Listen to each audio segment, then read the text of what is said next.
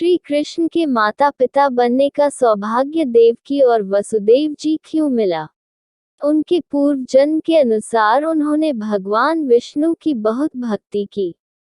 देवकी और वसुदेव पूर्व जन्म में पृश्नी और सुतपा नाम के प्रजापति थे। दोनों ने 12,000 वर्ष तक तपस्या की। भगवान ने प्रसन्न होकर उन्हें दर्शन दिए।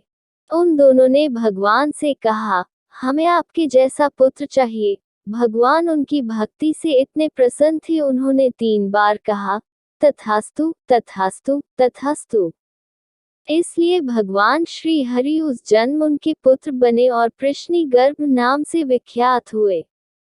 दूसरे जन्म में श्री हरि अदिति और देव ऋषि कश्यप के पुत्र बने। उनका नाम था उपेंद्र। छोटा आकार होने के कारण उनके अवतार को वामन भी कहा जाता है। अपने तीसरे जन्म में वह दोनों देवकी और वसुदेव के नाम से प्रसिद्ध हुए और श्री कृष्ण के रूप में श्री हरि ने जन्म लिया। जब उन दोनों ने वर मांगा था कि हमें आप जैसा पुत्र पैदा हो, तो श्री हरि ने 3 बार उन्हें तथास्तु कह दिया।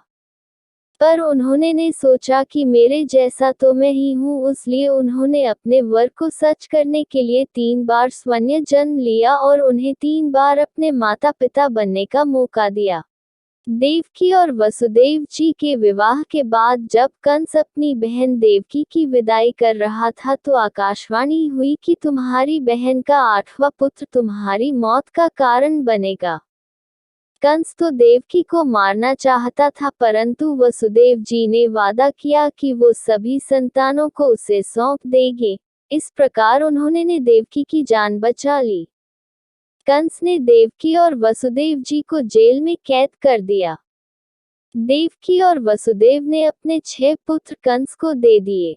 उनके 7वें पुत्र हुए बलराम, जिसे योग माया ने मां रोहिणी के गर्भ में संरक्षित कर दिया। बलराम जी ने मां रोहिणी के यहाँ जन्म लिया, इसलिए बलराम जी को संकर्षण भी कहा जाता है। जब उनकी 8वीं संतान श्री कृष्ण जी का जन्म हुआ, उस समय जेल के दरवाजे अपने आप खुल गए और जेल के पहरेदार सो गए। वसुदेव जी ठाकुर जी के कहने पर उनको टोकरी में रखकर जा रहे थे, तो यमुना नदी उफान पर थी।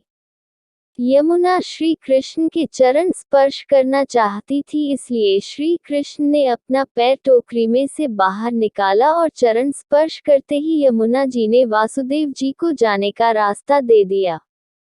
वासुदेव जी श्री कृष्ण को नंद और यशोदा जी की बिटिया योग माया से बदल लाए। जब कंस ने योग माया को मारने का प्रयास किया, तो योग माया ने कंस को बता दिया, तुम्हें मारने वाला गोकुल में पैदा हो गया है, और यह कहकर योग माया गायब हो गई। कंस ने उस समय जितने भी बालक वहां पैदा हुए थे, सबको मार देने का आदेश दिया। उसने श्री कृष्ण को मरवाने के लिए कई राक्षस भेजे, लेकिन नारद जी ने कंस को बता दिया कि बलराम और कृष्ण ही देवकी और वसुदेव के पुत्र हैं। कंस ने देवकी और वसुदेव को दोबारा बेड़ियों में बांध दिया। उनको छुड़ाने के लिए श्री कृष्ण को मथुरा आना पड़ा। उन्होंने कंस का वध कर दिया और अपने माता पिता को छुड़ा लिया। जय श्री कृष्णा।